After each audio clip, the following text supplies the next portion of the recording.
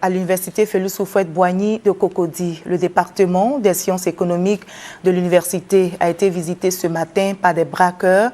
Les indélicats visiteurs ont mis la main sur la caisse de la scolarité du département des sciences économiques. Le reportage d'Edouard Delazer.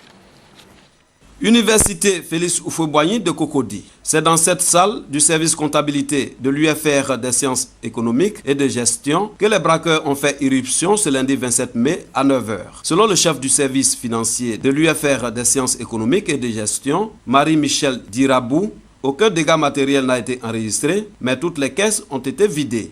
Qui est venu s'asseoir ici, il y a une dame qui est là et elle pensait qu'il venait pour des inscriptions. Donc elle a dit qu'est-ce que vous voulez, et justement il a sorti son arme et il a mis sur elle.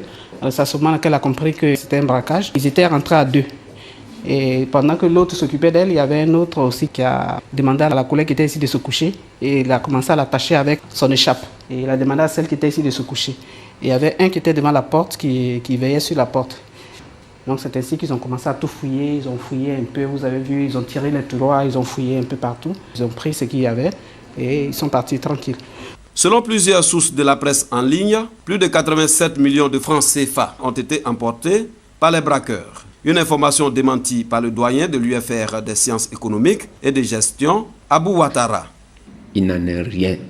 On a pu prendre 1 560 000 du fait que les agents n'ont pas pu, le vendredi tard, aller disposer cet argent-là à la banque. C'était le lundi matin qu'ils devraient aller verser cet argent-là. Nous sommes une petite faculté, on n'est pas une banque pour pouvoir prétendre garder plus de 87 millions dans cette structure-là.